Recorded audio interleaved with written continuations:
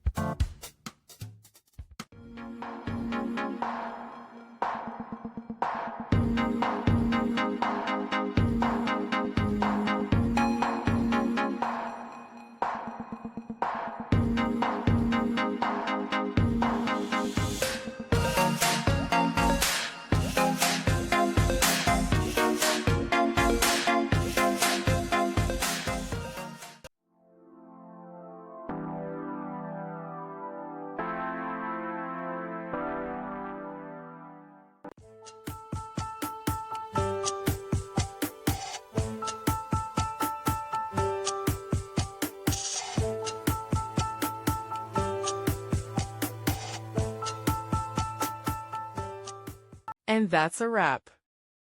I hope you found the answer you were looking for.